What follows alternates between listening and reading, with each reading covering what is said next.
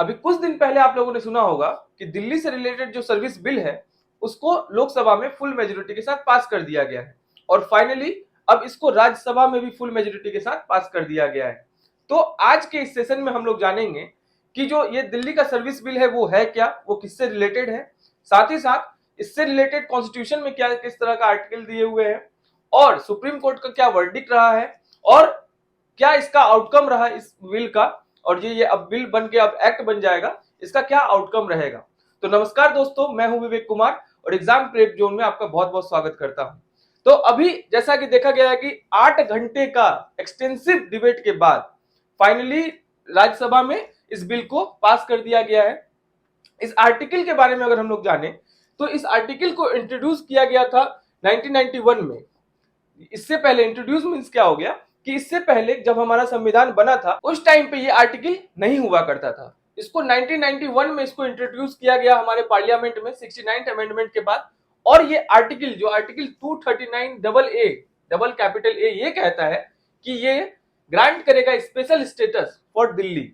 दिल्ली क्या है? Union territory है, हम लोगों को पता है। जिस तरह से चंडीगढ़ हो गया या वो दमन एंड दीव हो गया, लक्षद्वीप हो गया, जो अलग अलग तरह की यूनियन टेरिटरी है, ये सब कौन ओन करता है, यहाँ पर कौन सी गवर्नमेंट रूल करती है?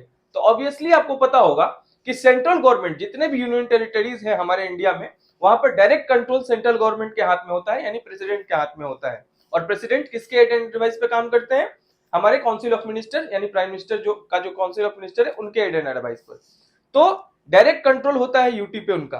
तो दिल्ली भी एक तरह का यूटी ही है, लेकिन जिस तरह से गोवा को फुल स्टेटहुड दिया गया, उसी तरह से हमेशा से दिल्ली का ये डिमांड रहा है उसको भी फुल स्टेटहुड दिया जाए।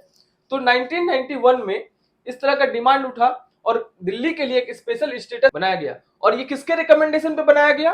तो ये एस बालाकृष्णन जो थे, कमिटी, इनका एक कमिटी बनाया गया था 1987 में। इनके कमिटी का जो मतलब रिकमेंडेशन था, इनके रिकमेंडेशन के अनुसार दिल्ली को एक स्पेशल स्टेटस मिला।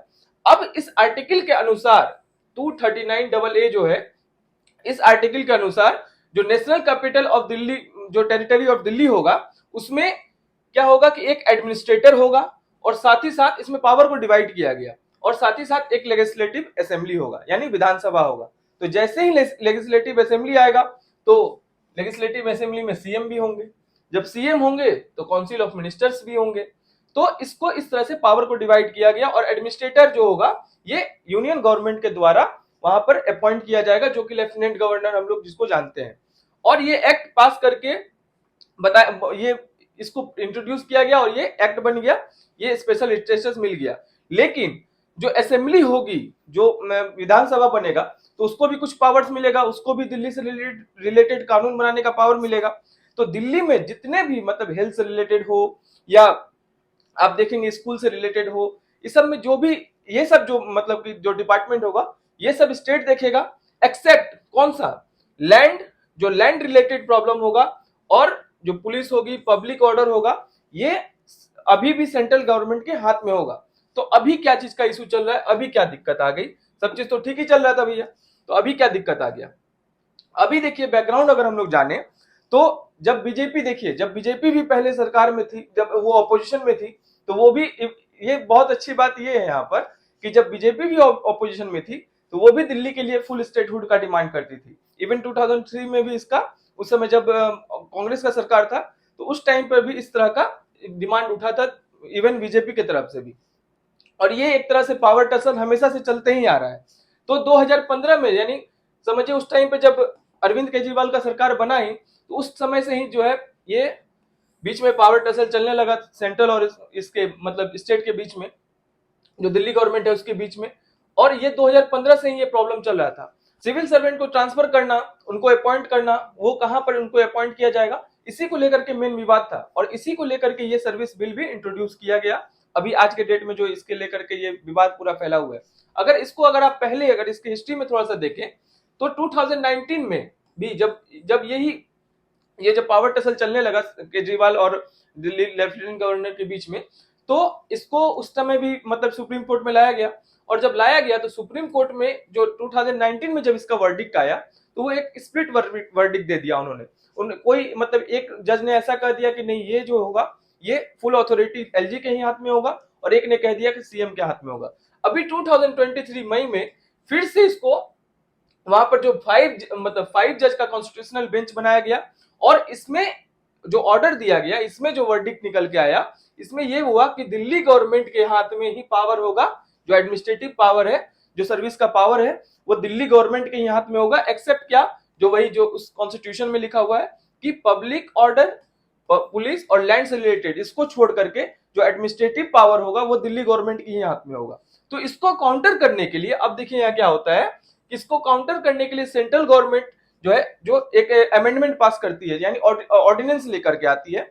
जब जो जैसे अभी मॉनसून सत्र चल रहा है, जब भी हमारा जो पार्लियामेंट है वो जब वो सेशन नहीं कर रहा होता है, तो उस टाइम पर जो गवर्नमेंट होती है वो ऑर्डिनेंस लेकर के आती है। और उसी समय ये 2023 में मतलब मई के बाद जब ये वर्डिक्ट निकल के आया, उसके बाद सेंट्रल गवर्नमेंट एक ऑर्डिनेंस लेकर के आती है इसको काउंटर करने के लिए, और उसमें ये बोलती है कि दिल्ली लेजिस्लेचर, यानी जो दिल्ली का जो ये एलजी होंगे, यानी लेफ्टिनेंट गवर्नर होंगे, जो ये सर्विस का, ये एडमिनिस्ट्रेटिव सर्विस का जो पावर होगा वो उन्हीं के हाथ में होगा। और एलजी को अपॉइंट कौन करता है? Union government. तो अल्टीमेटली पावर किसके हाथ में आ गया? सेंट्रल गवर्नमेंट के हाथ में। इसी को लेकर के अभी भी जो इतना विवाद फैल रहा है, इसी के लिए हो रहा है। अब इसमें यह बताया जा रहा है कि ये जो मतलब बिल लाया गया, जो बिल इंट्रोड्यूस किया गया अभी, जो इसमें अभी के टाइम में, ये जो सुप्रीम कोर्ट का जो वर्डिक्ट आया है अभी 2023 में, ये उसको नलिफाई कर देगा। और इसके वजह से क्या होगा कि मतलब जो भी अब पावर होगा वो अल्टीमेटली यूनियन गवर्नमेंट के ही हाथ में रह जाएगा और इनके हाथ में कोई पावर नहीं रह जाएगा। तो अभी the government of national capital territory of Delhi amendment bill 2023 में इसको इंट्रोड्यूस किया गया। और जो लोकसभा में मैंने आपको जैसा बताया कि वो पास हो ही गया है, और आज के डेट में जब ये पास हुआ राज्यसभा में, तो देखिए राज्यसभा का कितना सीट है? टोटल 245 सीट्स है। आज के डेट में अगर देखा जाए तो 8 सीट ऐसे हैं जो वैकेंट पड़े हुए हैं, इसमें अभी कोई नहीं है, तो टोटल हो गए 237 सीट्स। अब 237 सीट्स में से अगर बीजेपी को मेजोरिटी पाना था तो इसको सिर्फ 119 का जो ये पैरामीटर था इसको पास करना था, लेकिन बीजेपी ने 132 वोट के साथ, मतलब मेजोरिटी के साथ उन्होंने इस बिल को राज्यसभा में पास कर दिया। इनके अपोजिशन में 105 वोट मिले, जिसका अब कोई वैल्यू रह नहीं जाता है। तो फाइनली इसको पास कर दिया बिल को, और इसमें जो मतलब जो सर्विसेज को, मतलब एडमिनिस्ट्रेटिव सर्विस का जो एक्सक्लूड किया गया था कि वो अब मतलब लेफ्टिनेंट गवर्नर के हाथ में नहीं होगा, वो फाइनली फिर से उन्हीं के हाथ में आ गया। और दिल्ली लेजिस्लेचर, जो लेजिस्लेटिव असेंबली है, उसके हाथ में अब सर्विसेज का जो मतलब जो अधिकार होगा, जो एडमिनिस्ट्रेटिव जो सर्विस का जो अधिकार होगा, उसको कोई भी अपॉइंट करने का, ट्रांसफर करने का, ये अब उसके हाथ में नहीं रह जाएगा। फाइनली तो आउटकम क्या निकला? तो आउटकम में जो है बिल जो है एस्टैब्लिश करेगा क्या? National capital for civil services authority. और इसमें क्या होगा? ये जो अथॉरिटी होगा ये किसके रिकमेंडेशन पे काम करेगा? एलजी के रिकमेंडेशन पे। एलजी को कौन अपॉइंट करेगा? यूनियन गवर्नमेंट अपॉइंट करेगा। अब ये जो एनसीसीएसए है, जो national capital civil service authority है, इसमें कौन कौन मेंबर होगा? तो इसमें मेंबर होंगे चीफ मिनिस्टर, जो कि चेयरपर्सन होंगे, साथ ही principal home secretary of Delhi होंगे, और तीसरे जो मेंबर होंगे वो चीफ सेक्रेटरी ऑफ दिल्ली होंगे। यानी फाइनली इनको भी कौन, जो principal home secretary of Delhi है और जो ये जो चीफ सेक्रेटरी ऑफ दिल्ली है, इसको भी कौन अपॉइंट करेगा? यूनियन गवर्नमेंट ही अपॉइंट करेगी। तो फाइनली टोटल का जो मतलब जितना भी पावर टसल हुआ और जो भी ये प्रॉब्लम हुआ, ये इतना सारा बयानबाजी हुआ, इसका फाइनल आउटकम यही निकला कि जो पावर है वो सेंट्रल गवर्नमेंट के ही हाथ में रह गया। अभी केजरीवाल मतलब अपोजिशन पार्टीज का अलग अलग तरीके से बयान भी निकल के आ रहा है। और इवन 2013 में जब बीजेपी अपना मतलब कि उस समय मोदी जी का जो सरकार बनने वाला था, मोदी जी प्राइम मिनिस्टर के लिए दावेदारी कर रहे थे, उस टाइम पे भी उन्होंने दिल्ली में प्रॉमिस किया था कि दिल्ली को फुल स्टेटहुड देंगे। इसी को लेकर के अरविंद केजरीवाल ने उन्हें मतलब कि जो भी अपना हो सकता है, आप जानते ही हैं जब भी इस तरह का घटना होता है या इस तरह का बात होता है तो अपोजिशन तो अपना बात रखती ही है।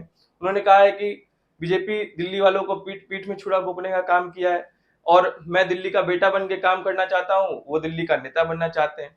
तो जब भी ऐसा डेमोक्रेसी में इस तरह की बात होती है तो अपोजिशन और जो पार्टी रूल कर रही है, उस दोनों में विवाद तो चलता ही रहता है। और ये टोटल का टोटल भैया पावर गेम है।